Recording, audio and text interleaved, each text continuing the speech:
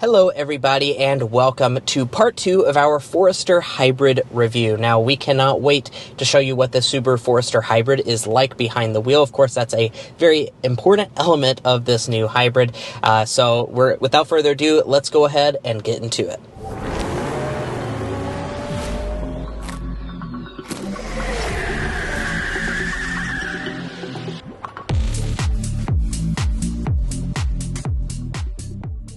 Now in this test drive, we'll be discussing quite a few different things, as you can see on the screen right now. We'll also be getting things like our sound level reading, but first of all, we really need to start with a hard acceleration so you can see how that additional power is actually going to go down to the ground.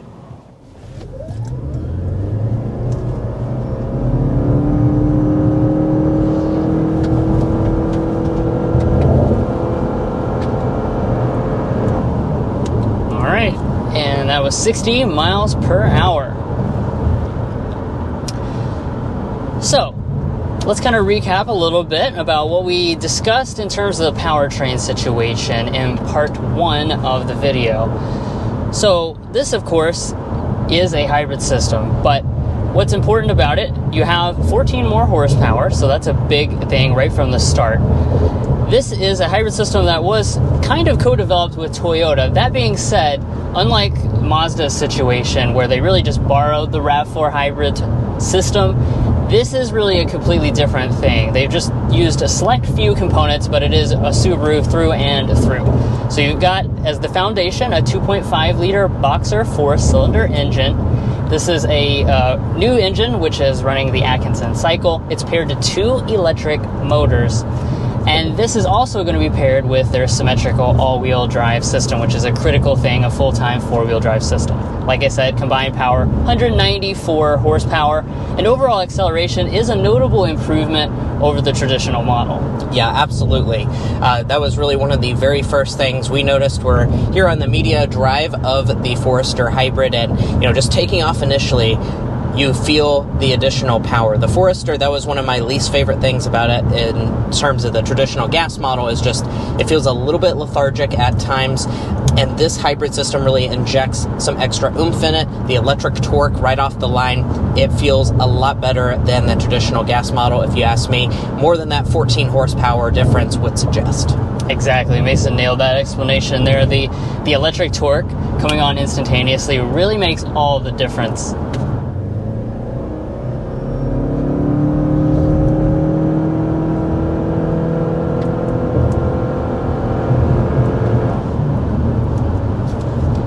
Overall, not too bad. Of course, in terms of competition, you might be looking at RAV4 hybrid. That does have a little bit more horsepower than this model, but it's very similar overall in terms of the acceleration that you get. Yeah, it may be slightly slower than some of those rivals. We've been behind the wheel of that in the CR-V quite often, and I think it's ever so slightly slower, but like I said, I think most people will not mind that difference at all, and I think if you're coming from a traditional gas Forester to this, that's going to be almost like a night and day difference in terms of the overall feel, just hammering the throttle down. Also, something I do want to point out is that this Boxer engine, I think, is also quite a bit quieter than what you get on the gas model. When it, really hits those high RPMs, it has a lot of noise enter into the cabin. This one seems a little bit more hushed and muted.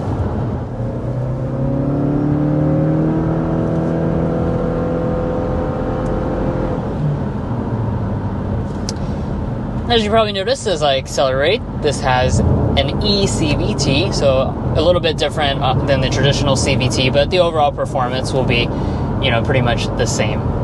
Yeah, and as far as how power is routed to the ground, as expected, like Drew said, we have a symmetrical all-wheel drive system. So that's really the huge thing with this Forester Hybrid, is that they have not compromised its off-road credibility with this hybrid system. Now, for those of you that are not familiar, some of the rivals, like the Toyota RAV4, have an electronic all-wheel drive system. So basically what it is the engine powers the front wheels, there's an electric motor in the back that gives you all-wheel drive. However, it's not a mechanical all-wheel drive system like this symmetrical setup on the Forester. So we'll talk about fuel economy a little bit later. That does hurt your fuel economy a little bit. However, it is a important distinction because a lot of the Subaru clientele certainly likes that off-road capability, and this hybrid is as capable, if not a little bit more capable, than the traditional gas model off-road.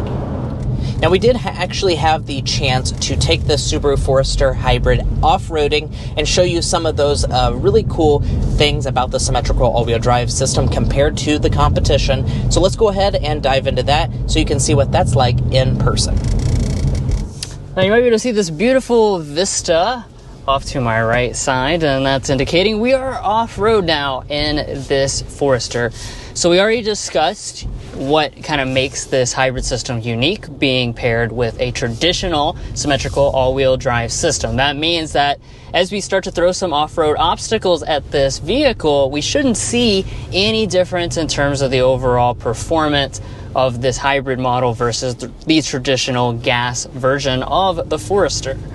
Yeah, and really something just worth pointing out is this compact SUV segment. There are a ton of options in this segment, but really when it comes to off-road focused models, there are very few. I mean, RAV4, CR-V, they're not really going to be all that off-road focused. Some of them may offer like off-roady looking trim levels, but they're actually not all that capable. The Forester is one of those vehicles that's capable from the factory. It has quite a bit of ground clearance, 8.7 inches standard on all models. And that also goes for this new hybrid setup as well. They have not lowered the ground clearance at all, so you still have that same 8.7 inches, which is really going to help us as we attack some of the obstacles that they've set before us today in the off-road course. As Mason already discussed, rivals such as the RAV4, which, as we said, shares some hybrid componentry with this model, have distinctly different all-wheel drive systems. That one does not have a mechanical connection like symmetrical all-wheel drive, so this gives you the full-time all-wheel drive capability. This is the touring trim. We don't have all-terrain tires or anything like that. You can expect, again, more capability to come in the 2026 model year when the Wilderness is introduced to the Forester lineup. Yeah, and one thing this touring does have that I definitely appreciate is stuff like these cameras. So, of course, we have the 360 camera on this model. Of course, that's helpful on the trail as well. So you have your side view, so you can make sure you're not going to hit any rocks on the side of the trail. And you also have a front view as well. That helps you, of course, as you peek over hills and things like that. The only thing I will say is that the resolution is a little grainy. So when it comes to, being out here on the trail with the sun shining on it, it's a little bit on the grainier side. You can also turn on your X mode up here at the top of the screen here. And this has a few different drive modes. We're just in the normal, but they also have snow and dirt, deep snow and mud. And then if I go over here, this actually tells you your angle of incline.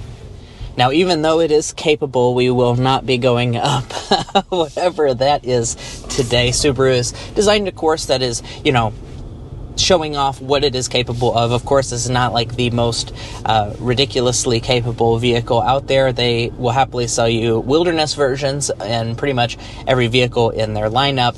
And let's talk specifically about how the hybrid system performs when it comes to the off-roading.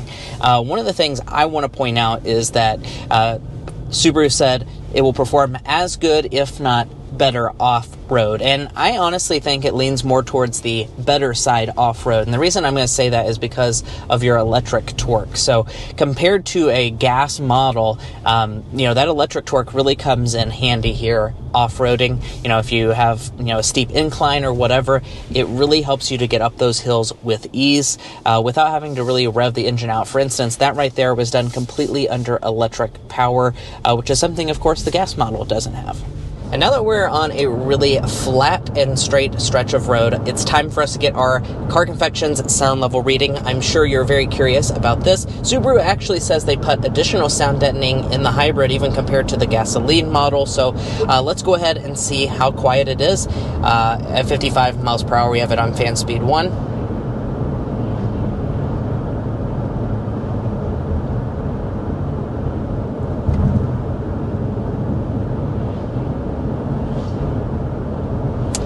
56.2 or 55.9 was our lowest reading during that sample. We don't have to sit here and guess how it compares to other compact SUVs. There are numerous other compact SUVs out in the market. We can find that at carconfections.com/sound level readings. Now, as far as how that compares, that is actually going to be a very good sound level reading for this compact segment. It's quieter than a lot of some of your main rivals. Now, I do want to point out we are here in California on a media drive.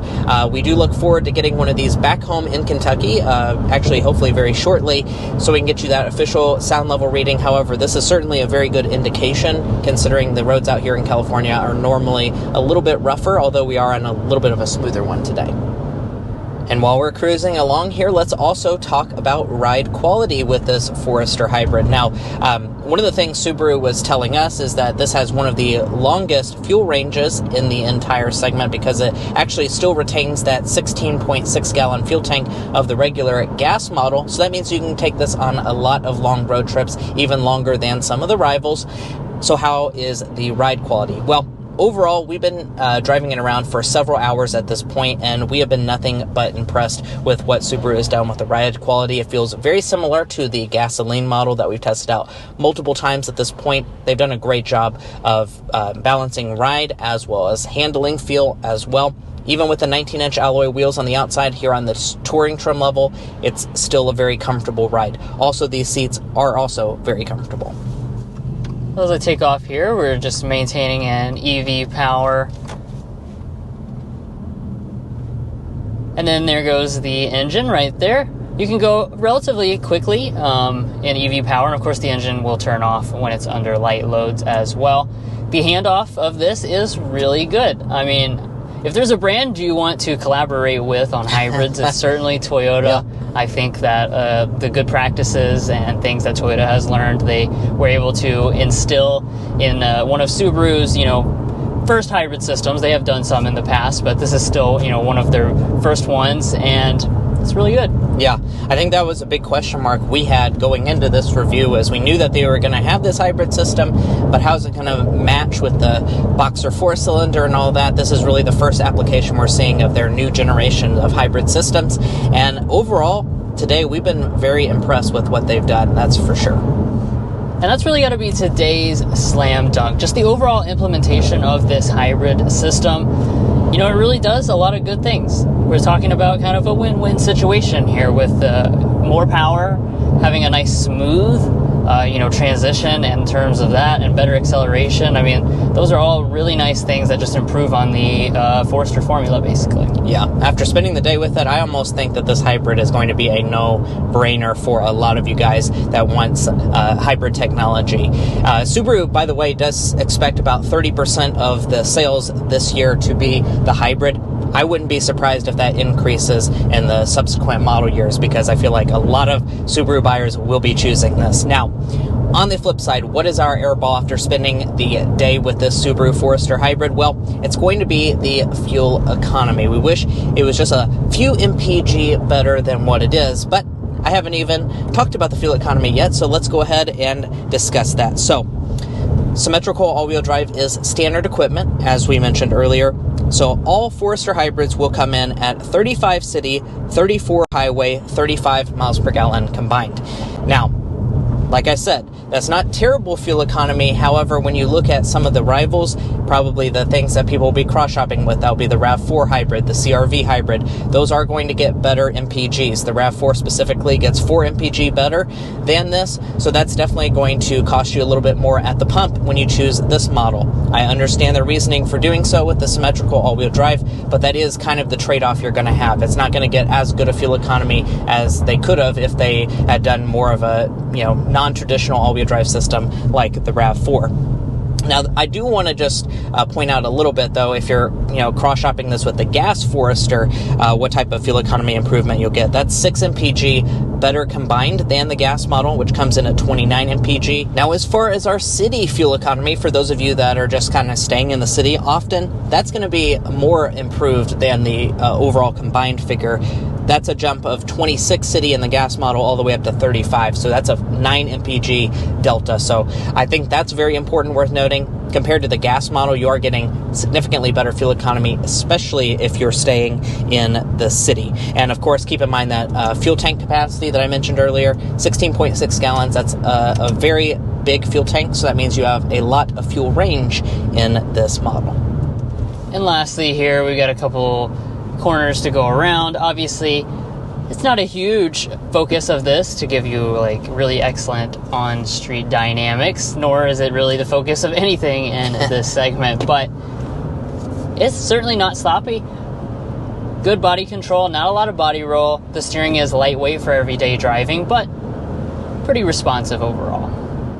And guys, that's going to be pretty much all for our part 2 of the Subaru Forester Hybrid review, where we're actually finally able to show you what this vehicle is like behind the wheel. Now, if you enjoyed watching this video or found it helpful in your purchasing decisions, we'd really appreciate it if you hit that subscribe button down below and became a part of our Car Confections family. We have a lot of fun on this channel, and I promise you won't want to miss out. Also, if you're looking to buy a Subaru Forester Hybrid or any new vehicle, we'd encourage you to go to carconfections.com/newcarquotes. The reason you do that is because we have a tool on our website that will connect you with local car dealers in your area to get you the best price. It's also going to give you access to invoice pricing information, which is a great tool for dealership negotiation and can really help the dealers to start competing on price. You can find that once again in our video description, and there's also a pinned comment at the top of this video. Additionally, I'd like to, go ahead and remind you, if you would like to learn about the exterior as well as all the features and trim level information, we do have part 1 live on the channel already, so you can just go ahead and check that out if you want to learn more about this model in general. But guys, that's where we're leaving off. Thanks so much for tuning in. If you're already part of our family, thank you so much for your continued support. We'll catch you next time as we sample more of the latest automotive delicacies.